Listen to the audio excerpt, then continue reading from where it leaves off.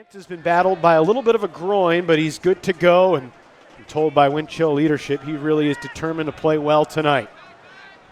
Greg Cousins flips it back to Brant. Little casual, but it will work. And it's a clean hold for the hometown team here in St. Paul. Evan, one of the things we saw from that, Minnesota has been say that is already affecting movement on the field.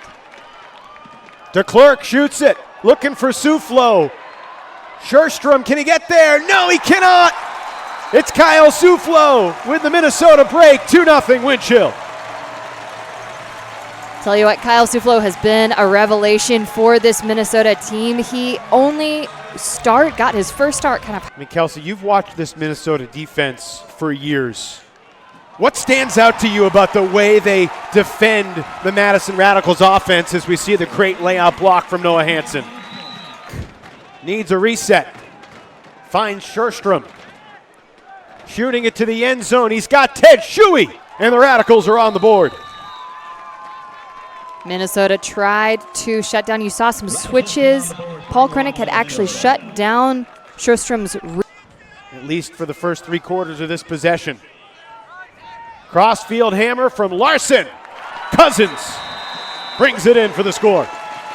Tell you what, Evan, it has been fascinating watching Larson develop from a downfield threat, someone who could really stretch the field, into this more back. Kind of like what we saw Bo Kittredge do late in his career.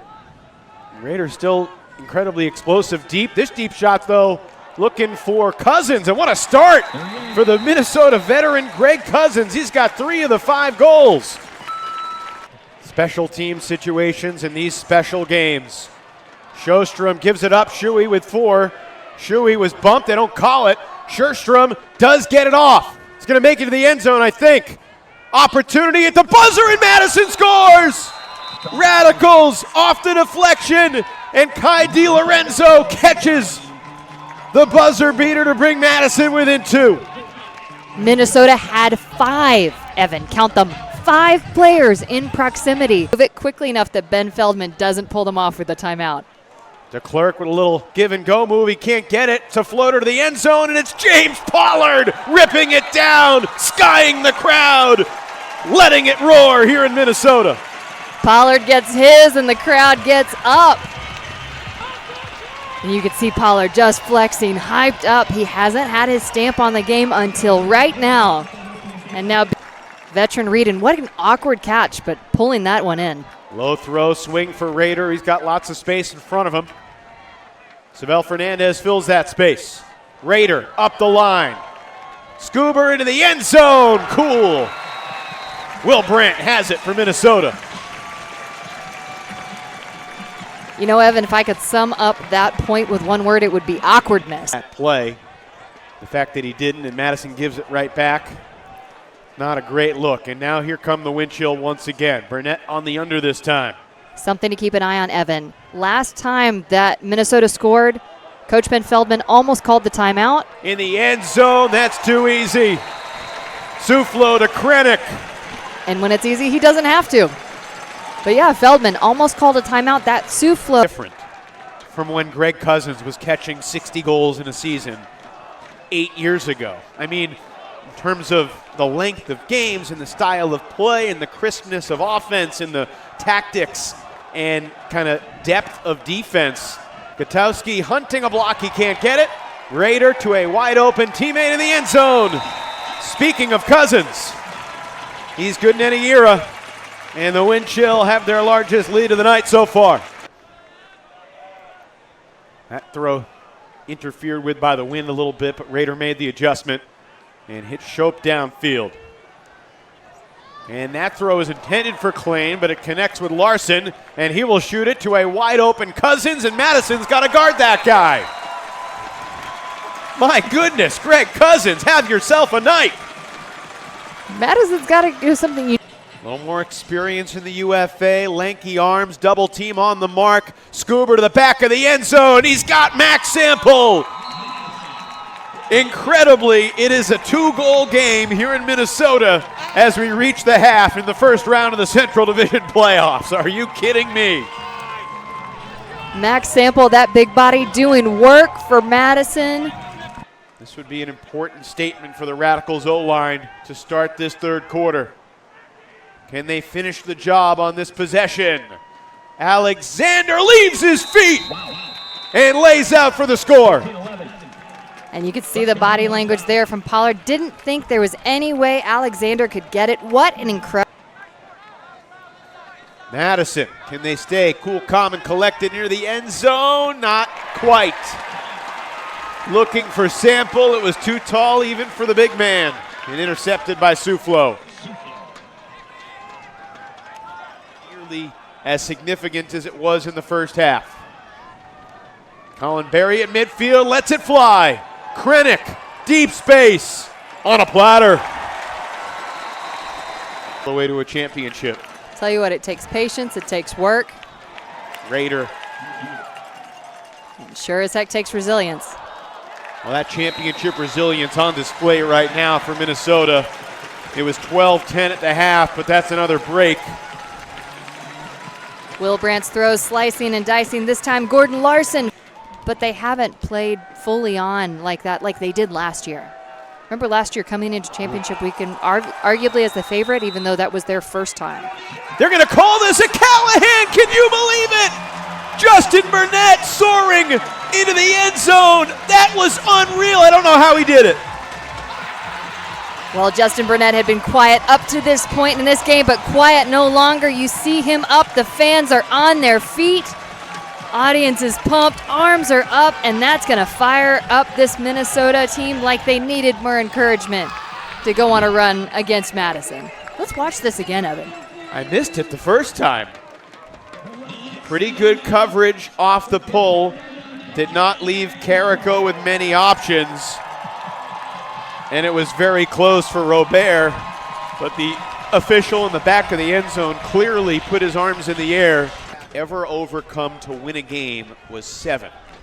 And it's happened a few different times, most notably championship weekend at the Radicals' expense. Back of the end zone, and Dylan DeClerc takes charge as Chun Moy tumbles over the A-frame. One time, Kelsey, there was an 8-goal deficit that was overcome, and overtime was created, but the team that had the 8-goal lead won the game. So they're like 2015, 2016. In Seattle, the Cascades blew the lead, but still found a way to win, I think. DeClerc, unable to bring it in as Gutowski deflects it away. DeClerc signaling, thought there was contact there. Gumby, no stain on his conscience. Clean by their standards. Matching their third quarter possessions with a turnovers, I should say, with a turn there, and Sample stays on his feet to bring this one. Weeks ago, trying to make a play in the end zone to our left here at Seafoam. Raider reads it well in the sun. Floats it downfield for Shope. He's been feeling those high releases this game, Evan. Thomas Shope doesn't need the bid. Young legs. 19-12 wind chill. Thomas Shope is feeling 5-0 run. This would have felt like garbage time long ago. But run prone though they are, I would say that pace is atypical, but legs. Gutowski out in space. Crossfield shot, back corner of the end zone, and it's Nico Ranabat. Great crowd. Warm but very pleasant evening. Oh, another huge bid from Justin Burnett. Gets caught by the fans in the beer garden. Everyone on their feet right now in the stands, cheering on the defense. He sure does have a flair for the moment. On full fronts, it's every media opportunity. He has the local news channels and is doing interviews with them, brings them out to the field. You know, some of the big record-breaking nights were also, you know, student night. Pollard can't get there. But he's attacking it from so many different fronts. It's, you know, all players are inviting not just someone that they know, but someone that they know who's never been to a game before. It's inviting all the high school teams and giving them a plant stand. But is there any way that Minnesota wouldn't be the fourth team if they somehow managed to knock off Chicago? The answer to that is absolutely yes. They would be the first or the second seed if they upset Chicago, and I can explain that as Pollard adds one more to his ledger. Championship weekend seeding, Kelsey, is determined by regular season record and regular season point diff, which the wind chill, and I think they should have lost their regular season game. They played a great fourth quarter to turn that victory around. Anyway, the story here in St. Paul, these championship fans have enjoyed their championship squad. For the 5th year in a row, the Minnesota Wind Chill are headed to the Central Division Championship game with an opening round 6-goal win over their rivals, the Radicals. Yeah, Minnesota scored 22, 1 goal for each of the 23 turnovers that the Madison Radicals had, +1. I'm here with Greg Cousins, our flexecutioner of the game. 1 block, 1 assist, and 5 goals. What a performance. How does it feel to help carry your team over the Radicals? It feels great. I mean, just trying to go out there, run hard, make space for my teammates when they hit me. It's easy. Well, most of it kind of came in the first half. In the second, you turned more into that support player, and it feels like it's fostering each other to succeed. Do you have any thoughts about that? Yeah, I mean, team identity is really core to us. If you look at our stats throughout the entire season, we don't have anyone who's scoring a lot more. So, if they're playing off of me, I'm going to take advantage of that. If they're starting to play tighter on me, I'm going to open space up for my teammates, just play some good Frisbee. Well, in a couple of weeks, you guys now have earned the right to play Chicago. It's been a thorn in your side over the regular season. How are you feeling about your chances now? I mean, we're a good team. We go out there, we play our game, we can beat anybody. All right, thank you, Greg. We're going to turn now to, on the other side of the disc, Mr. Justin Burnett, getting your first Callahan in the UFA. That's got to feel pretty good. Feels awesome, yeah. Well, I mean, your defensive prowess is always on store, adding another block in addition to that, high flying as always, but you've got a tough matchup in Chicago again. I mean, who do you think you're going to be matched up with? I mean, it's been Don the last 2 times, but we change matchups based on what we look at in the film and what seems to be the best for that game. So who's really to say? Well, same question that I'll ask Greg to you.